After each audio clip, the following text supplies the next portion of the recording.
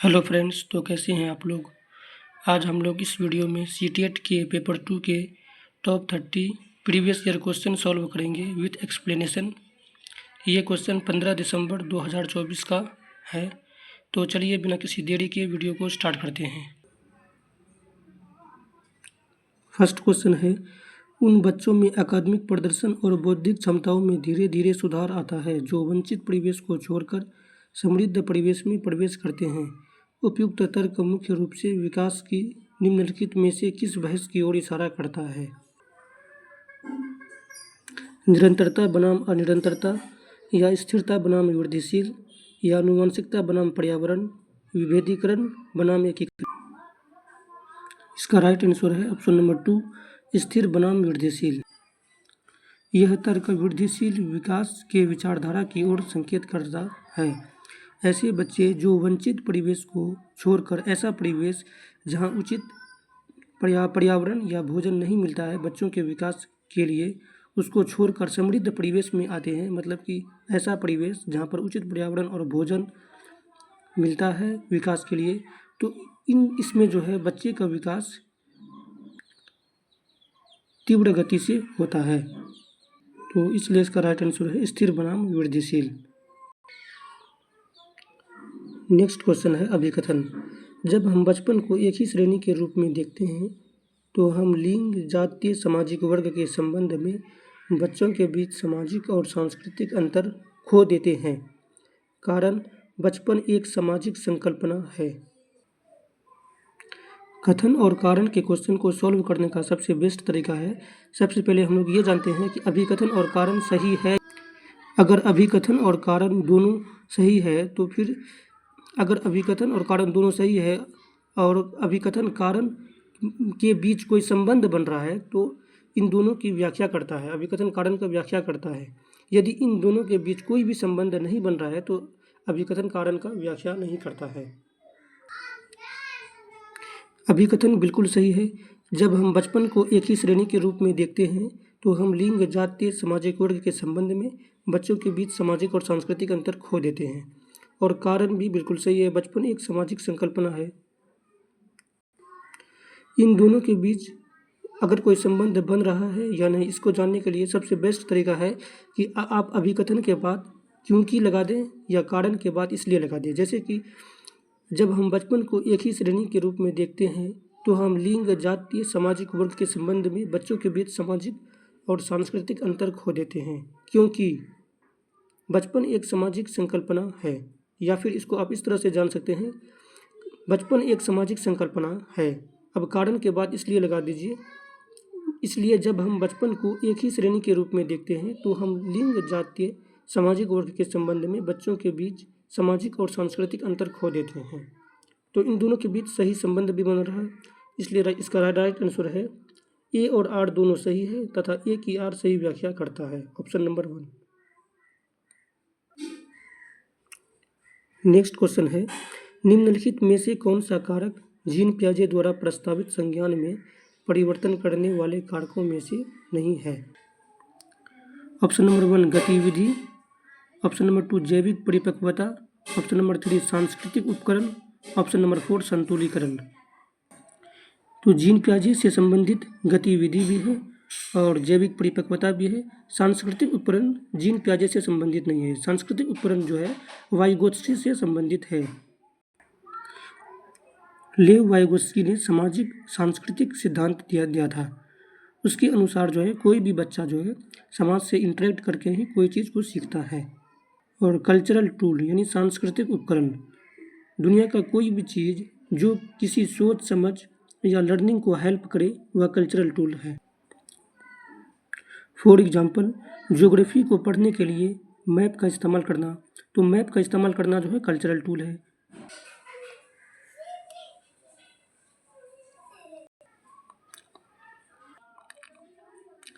तो cultural tool उसे बोला जाता है जो टीचिंग लर्निंग प्रोसेस को आसान बनाए, रुचिकर बनाए, उसे कल्चरल टूल्स बोला जाता है। नेक्स्ट क्वेश्चन है अभिकथन और कारण का।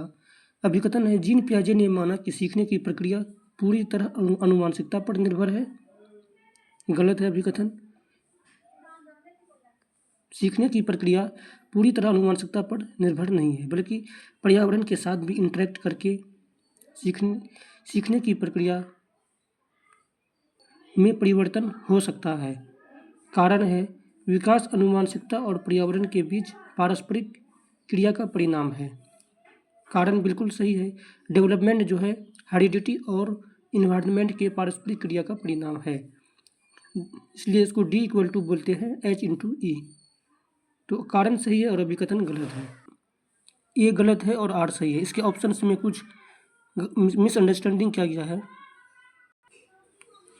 नेक्स्ट क्वेश्चन है, जीन पियाजे के अनुसार जब बच्चे अपने वर्तमान संज्ञानात्मक संरचनाओं के अनुसार नए अनुभव को नहीं समझ पाते तो वे डैश अनुभव करते हैं और खाली स्थान का सहारा लेते हैं।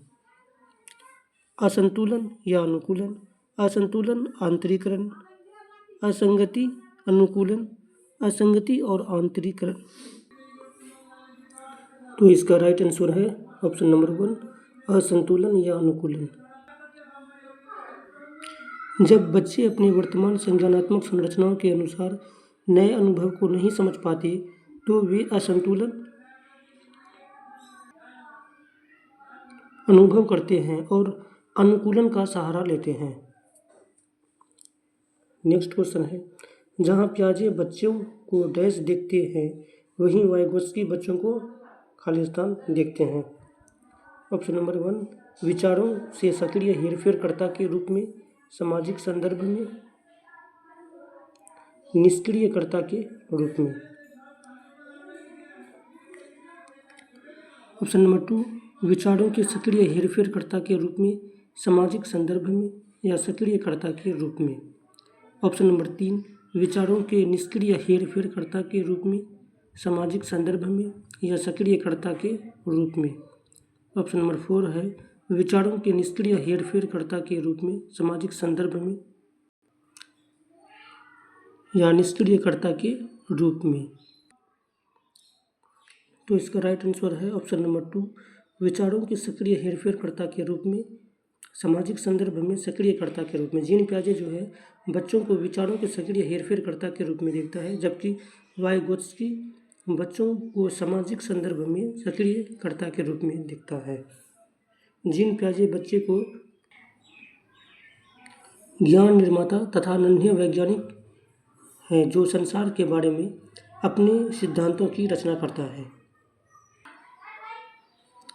जीन पियाजे का मानना है कि बच्चा जो है अपना ज्ञान का निर्माण खुद करता है, जबकि लेव वाइगोत्स्की का मानना है कि बच्चा जो है कि समाज से इंटरेक्ट करके ही किसी भी चीज़ को सीखता है और ज्ञान का निर्माण करता है। नेक्स्ट क्वेश्चन है लॉरेंस कोहलबर्ग के सिद्धांत में नैतिक विकास की अवस्था के निर्धारण का आधार क्या है। तो इसका राइट आंसर है ऑप्शन नंबर 4, बी और सी। नेक्स्ट क्वेश्चन है लेव वाइगोत्स्की के अनुसार संज्ञानात्मक विकास के अर्थ हैं। लेव वाइगोत्स्की जो है सामाजिक सांस्कृतिक विकास का सिद्धांत दिया था, सोशल कल्चरल थ्योरी। इस सिद्धांत के अनुसार जो है कोई भी बच्चा जो है समाज से इंटरेक्ट करके ही अपना ज्ञान का निर्माण करता है। ऑप्शन नंबर 1 है मनोवैज्ञानिक उपकरणों के उपयोग में महारत प्राप्त करना। ऑप्शन नंबर 2, पर्यावरण के अनुकूल ढलना सीखना।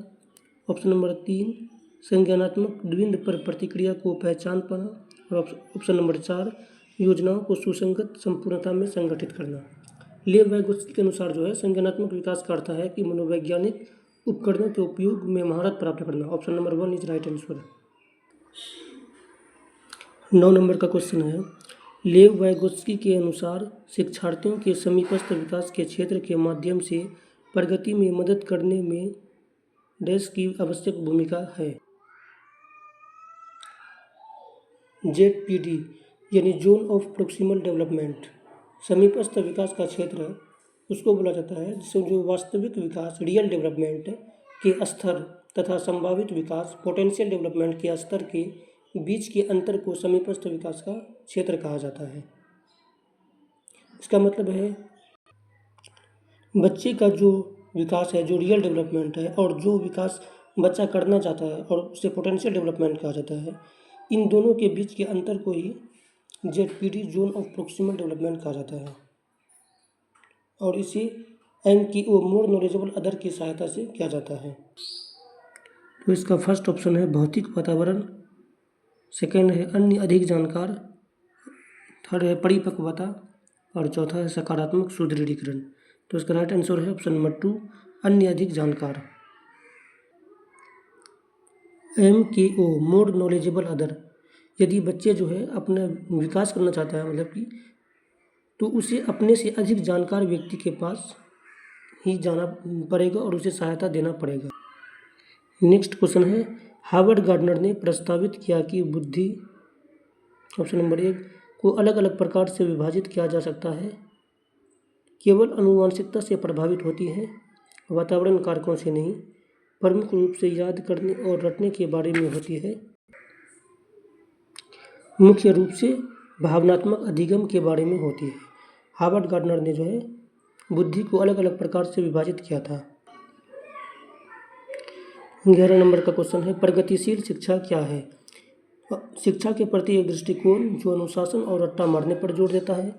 जिस भी ऑप्शन में रट्टा मारना या रोट लर्निंग आए वो निगेटिव टैगवर्ड माना जाता है।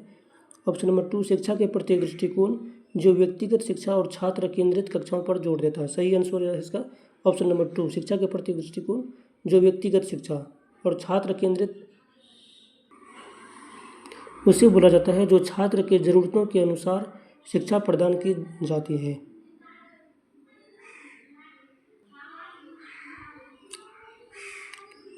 अभिकथन है माध्यमिक विद्यालय में लड़कियां अक्सर चुप रहती हैं और कक्षा की चर्चाओं में उनकी गैर भागीदारी हो सकती है। सही बात, राइट है अभिकथन।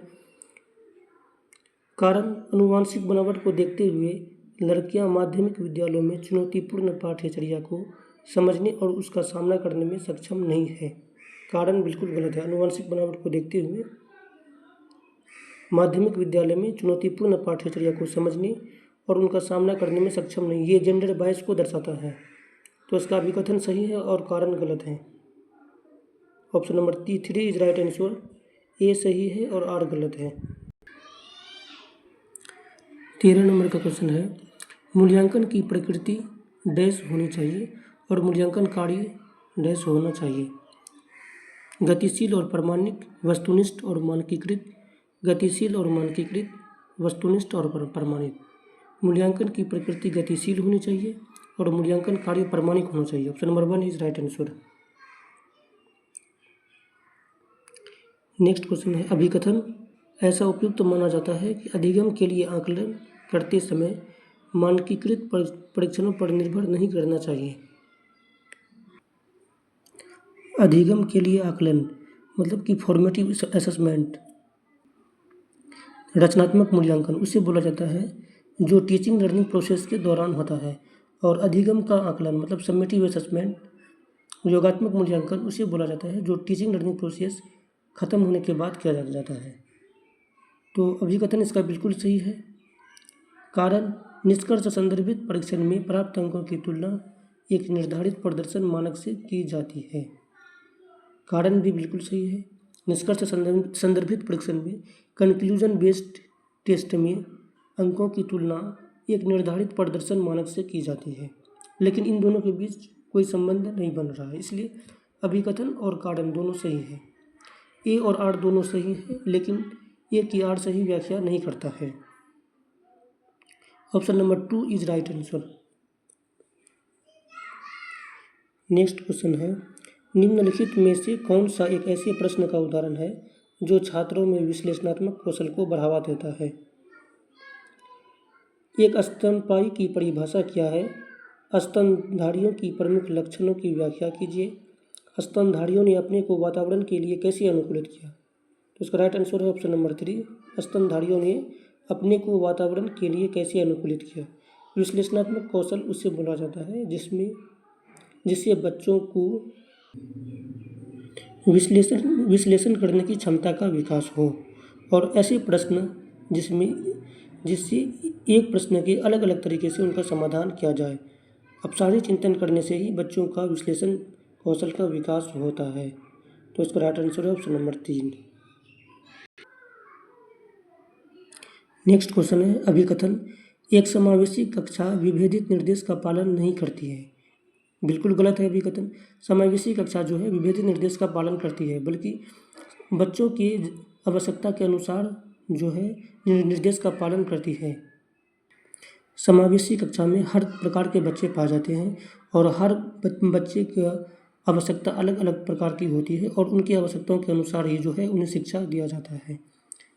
अभिकथन बिल्कुल गलत है। कारण समावेशन एक नीति है जो एक जैसे सीखने के लक्ष्यों, रणनीतियों और मूल्यांकन विधियों को प्रदान करके समान अवसरों पर जोर देते हैं। कारण बिल्कुल सही है। तो अभिकथन गलत है और कारण सही है। तो इसका राइट आंसर है ए सही है, लेकिन आर गलत है। Option number 3 is right answer. Next question है व्यक्ति प्रथम भाषा का उपयोग जैसे कि अधिगम अक्षम छात्रों के बजाय अधिगम अक्षमता वाले छात्र को संबोधन का उपयोग करते हैं। अक्षमता से जोर हटा देता है और समावेशन की सच्ची भावना में सही नहीं है। ऑप्शन नंबर 2 समावेशन के मानव अधिकार दृष्टिकोण के अनुरूप है। ऑप्शन नंबर 3 अक्षमता के चिकित्सक मॉडल पर जोर दिखाता है। ऑप्शन नंबर 4 अक्षम लोगों को सही पहचान और नामीकरण से बाधक है। तो इसका राइट आंसर है ऑप्शन नंबर 2 समावेशन के मानव अधिकार दृष्टिकोण के अनुरूप है। ये क्वेश्चन जो है RPWD एक्ट से पूछा गया है, right of person with disabilities.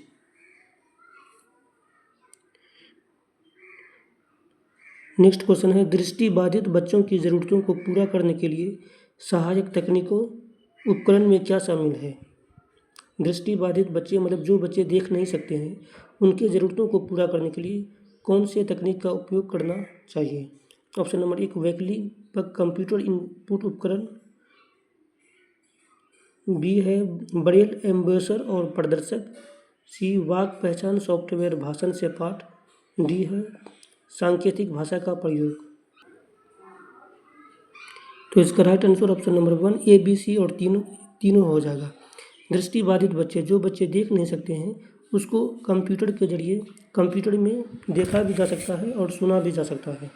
तो मतलब वो बच्चे सुन करके जो है ज्ञान प्राप्त कर सकते हैं। ब्रेल एम्बेसर और प्रदर्शक एक ऐसी बुक होती है जिसको टच करके जो है छू करके मतलब कि पता लगा जाता है कि कौन सा लेटर है। इससे भी बच्चे का जो है हेल्प हो सकता है और वो अपना ज्ञान का प्राप्त कर सकते हैं। वाक पहचान सॉफ्टवेयर भी बच्चे का सहायता कर सकते हैं, लेकिन सांकेतिक भाषा जो है उस बच्चे के लिए ज़रूरत होता है जो बच्चा पूर्ण रूप से देख सकता है। संकेत को समझने के लिए जो है देखना ज़रूरी होता है। इसलिए इसका right answer option number 1 a b और सी तीनों होगा। नेक्स्ट क्वेश्चन है संलग्नता वाले विद्यार्थी के समावेशन का समर्थन करने के लिए ऐसा उपयुक्त माना जाता है। संलग्नता वाले विद्यार्थी मतलब ADHD attention deficit hyper activity disorder, ऐसे बच्चों का जो है ध्यान किसी एक चीज़ पर नहीं लगता है, उसका ध्यान जो है बहुत जल्दी विचलित होने लगता है। ऐसे बच्चों में अटेंशन की मतलब कमी होती है। तो ADHD ज़रूरत वाले बच्चों के सहायता करने के लिए कौन सा तकनीक उपकरण में शामिल है।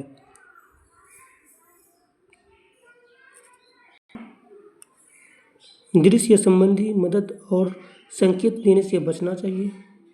कक्षा का वातावरण ऐसा बनाना चाहिए जो विद्यार्थियों के लिए अति उत्तेजक हो। यादृच्छिक दिनचर्या का प्रयोग करते हुए एक अव्यवस्थित विन्यास की रचना करनी चाहिए।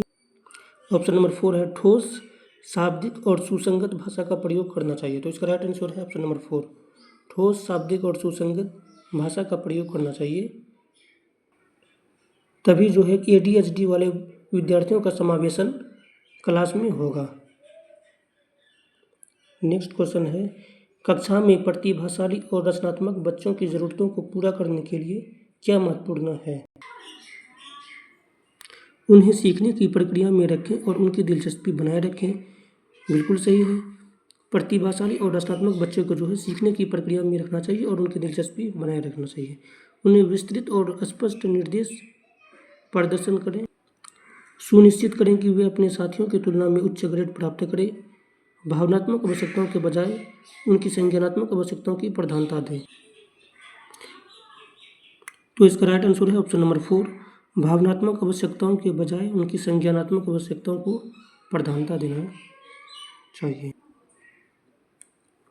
प्रतिभाशाली और रचनात्मक बच्चे जो हैं भावनात्मक यानी इमोशनली रूप से जो है बहुत स्ट्रांग होते हैं, उनके बजाय जो है उन्हें संज्ञानात्मक यानी कॉग्निटिव आवश्यकताओं पर प्रधानता देना चाहिए। 21 नंबर का क्वेश्चन है, कक्षाओं में छात्रों की असफलता से शिक्षिका को किस प्रकार निपटना चाहिए? अपनी खुद की शैक्षिक रणनीतियों का आलोचनात्मक परीक्षण करें। सही राइट आंसर ऑप्शन नंबर 1 है। यदि कक्षा में कोई बच्चा असफल होता है तो उन बच्चों को दोष देने या उनमें कमी निकालने के बजाय जो है शिक्षक को अपने शैक्षिक रणनीतियों पर ध्यान देना चाहिए और अपने पढ़ाने के तरीकों को बदलना चाहिए। इसलिए अपनी खुद की शैक्षिक रणनीतियों का आलोचनात्मक परीक्षण करके। तो उसका राइट आंसर है ऑप्शन नंबर 1। नेक्स्ट क्वेश्चन है, संरचनावादी अधिगम में पूर्ण ज्ञान की क्या भूमिका है? पूर्व ज्ञान सीखने की प्रक्रिया में बाधा बन सकता है क्योंकि बच्चे बहुत सारी भ्रांतियों के साथ स्कूल आते हैं। गलत है, ऑप्शन नंबर 1 फॉल्स है। प्रीवियस नॉलेज जो है सीखने की प्रक्रिया में बाधा नहीं डालता बल्कि और उसको आसान बनाता है। बहुत सारे भ्रांति मतलब मिसकंसेप्शन के साथ स्कूल आते हैं। ऑप्शन नंबर 2 है, संबंध बनाने और नए अधिगम को सुगम बनाने के लिए पूर्व ज्ञान महत्वपूर्ण है। बिल्कुल सही है, ऑप्शन नंबर 2 राइट है। पूर्व ज्ञान जो है नए अधिगम को सुगम बनाता है और इसके लिए महत्वपूर्ण भी है। कोई भी बच्चा जो है नए ज्ञान को सीखने के लिए जो है वो पूर्व ज्ञान की सहारा ही नए ज्ञान को सीखते हैं। नेक्स्ट क्वेश्चन है, एक संरचनावादी कक्षा में शिक्षक छात्रों को सब निर्देशित शिक्षार्थी बनने में कैसे सहायता कर सकते हैं? छात्रों को एक दूसरे से बेहतर प्रदर्शन करने हेतु अभिप्रेरित करने के लिए लगातार प्रतिपुष्टि और ग्रेड प्रदान करके, सभी सीखने के कार्यों के लिए स्पष्ट लक्ष्य और उद्देश्यों को निर्धारित करके। बिल्कुल सही है, इसका राइट आंसर ऑप्शन नंबर 2 है। सीखने का कार्य जो है स्पष्ट होना चाहिए, स्पष्ट लक्ष्य और उद्देश्य जो है निर्धारित होगा तभी बच्चा जो है सब निर्देशित शिक्षार्थी बनेगा। तो इसका राइट आंसर है ऑप्शन नंबर 2। 24 नंबर का क्वेश्चन है, अभिकथन और कारण। अभिकथन है, एक माध्यमिक विद्यालय की शिक्षिका अपनी कक्षा के छात्रों को बेहतर ढंग से समझने के लिए उनके माता पिता के साथ नियमित संपर्क में रहती है। अभिकथन बिल्कुल सही है। कारण, समुदाय को यह निर्देशित करना चाहिए कि बच्चों को कैसे और क्या सीखना चाहिए। कारण बिल्कुल गलत है। समुदाय को यह निर्देशित नहीं करना चाहिए कि बच्चे को कैसे और क्या सीखना चाहिए। जीन पियाजे के अनुसार जो है बच्चे अपना ज्ञान का निर्माण खुद करते हैं और बच्चे को एक नन्हा वैज्ञानिक माना गया है। तो अभिकथन सही है और कारण गलत है। ऑप्शन नंबर 3 इसका सही आंसर है। ए सही है लेकिन आर गलत है। 25 नंबर का क्वेश्चन है, शिक्षार्थियों के समस्या समाधान कौशलों को उन्नत करने के लिए शिक्षकों को डैश को प्रोत्साहित करना चाहिए और शिक्षार्थियों के बीच डैश चिंतन को बढ़ावा देना चाहिए। तो इसका राइट आंसर है ऑप्शन नंबर 4, मौखिकीकरण और सादृश्यात्मक। अगर जो है शिक्षार्थियों में समस्या समाधान कौशल को उन्नत करना चाहता है तो शिक्षकों को जो है कार्यात्मक स्थिरता को प्रोत्साहित करना चाहिए और शिक्षार्थियों के बीच सादृश्यात्मक चिंतन को बढ़ावा देना चाहिए। नेक्स्ट क्वेश्चन है, अन्वेषण यानी खोजबीन डिस्कवरी अधिनियम में छात्र विचारों की खोज और हेरफेर के माध्यम से स्वयं के लिए जानकारी प्राप्त करते हैं। बिल्कुल सही है, विचारों की खोज और हेरफेर के माध्यम से स्वयं के लिए जानकारी प्राप्त करते हैं। विचारों की खोज और हेरफेर के माध्यम से दुनिया में लगातार नई खोज करते हैं। पूर्वाभ्यास और विस्तारित अभ्यास के माध्यम से अपने लिए जानकारी प्राप्त करते हैं।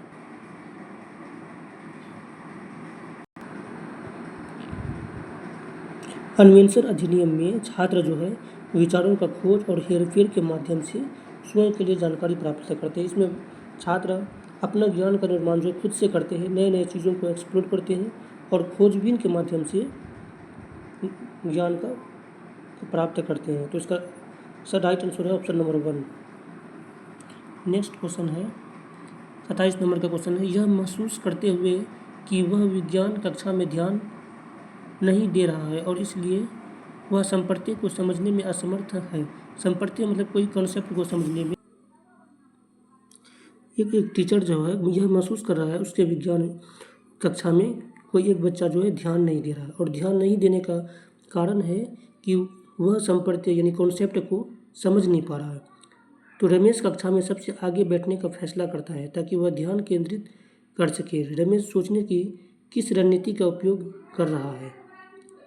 ऑप्शन नंबर 1 है दोहराव, ऑप्शन नंबर 2 अधिसंज्ञान मेटाकोग्निशन, ऑप्शन नंबर 3 आलंबन, ऑप्शन नंबर 4 स्मृति सहायक विधियाँ। इसका राइट आंसर है ऑप्शन नंबर 2 अधिसंज्ञान यानी मेटाकोग्निशन।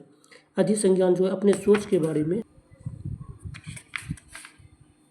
मेटाकोग्निशन जो है अधिसंज्ञान अपने सोच के बारे में सोचता है और अपने संज्ञान में वृद्धि करता है। तो इसका राइट आंसर है ऑप्शन नंबर 2 अधिसंज्ञान यानी मेटाकोग्निशन। नेक्स्ट क्वेश्चन है, संज्ञान के संदर्भ में भावनाओं के बारे में निम्नलिखित में से कौन सा कथन सही है? भावनाएं कूट लेखन एनकोडिंग की प्रक्रिया को सुगम बनाती है, लेकिन इनका ध्यान की प्रक्रिया पर प्रभाव नहीं पड़ता।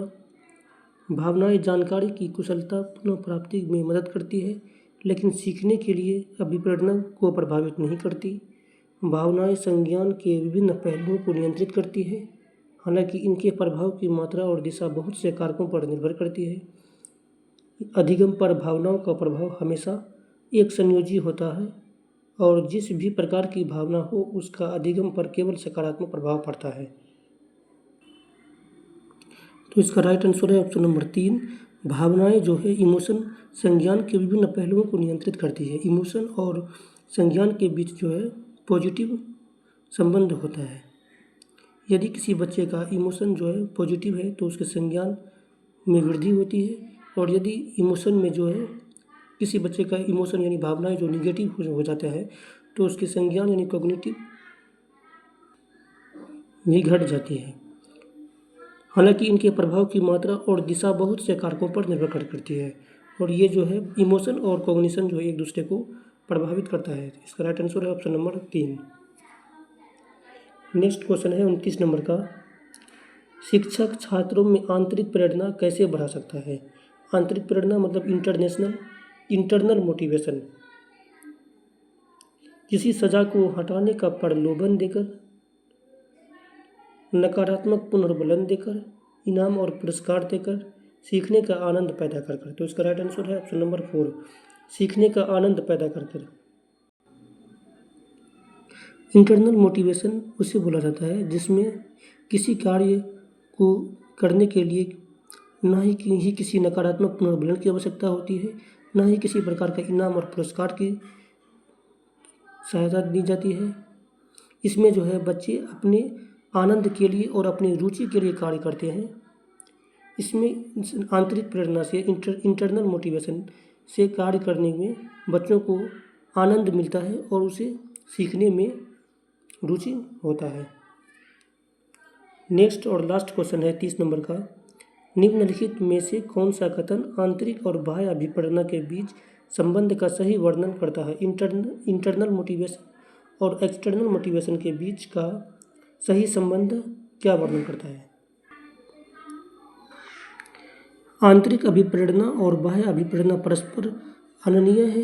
व्यक्तियों को एक ही समस्या में दोनों से अभिप्रेरित नहीं किया जा सकता। ऑप्शन नंबर 1 बिल्कुल फॉल्स है। ऑप्शन नंबर 2 है आंतरिक अभिप्रेरणा बाह्य अभिप्रेरणा को प्रभावित कर सकती है, बिल्कुल, लेकिन बाह्य अभिप्रेरणा किसी भी संभावित तरीके से आंतरिक अभिप्रेरणा को प्रभावित नहीं करती। ये बात कथन बिल्कुल गलत है। ऑप्शन नंबर 3 है आंतरिक और बाह्य अभिप्रेरणाएं दोनों एक व्यक्ति के व्यवहार को प्रभावित कर सकती है, लेकिन वे एक दूसरे से स्वतंत्र रूप से कार्य करते हैं। नहीं, एक दूसरे से स्वतंत्र रूप से कार्य नहीं करते, बल्कि एक दूसरे से संबंध रखते हैं। ऑप्शन नंबर 4 है आंतरिक और बाह्य अभिप्रेरणा एक दूसरे के साथ जटिल तरीके से अंतःक्रिया कर सकती है, जिसमें एक प्रकार की अभिप्रेरणा दूसरे को प्रभावित करती है। तो इसका राइट आंसर है option number 4। Internal motivation and external motivation एक दूसरे के साथ जटिल तरीके से अंतःक्रिया करती है, एक दूसरे से इंटरेक्ट करती है, जिसमें एक प्रकार की अभिप्रेरणा दूसरे के प्रभावित करती है। फॉर एग्जांपल जो है इंटरनल मोटिवेशन जो एक्सटर्नल मोटिवेशन को प्रभावित करती है और एक्सटर्नल मोटिवेशन इंटरनल मोटिवेशन को प्रभावित करती है। तो इसका राइट आंसर है ऑप्शन नंबर 4। तो आज का वीडियो यहीं समाप्त होता है। वीडियो को लास्ट तक देखने के लिए धन्यवाद। इस चैनल पर जो है सीटेट के ऑल PYQ सभी सब्जेक्ट के कराए जाएंगे। नेक्स्ट वीडियो CDP का जो है प्रीवियस ईयर क्वेश्चन कराए जाएंगे, टॉप 30 PYQ। अगर नए हैं तो चैनल को सब्सक्राइब कर लें और अपने दोस्तों को शेयर कर दें। Thank you, tata, bye bye.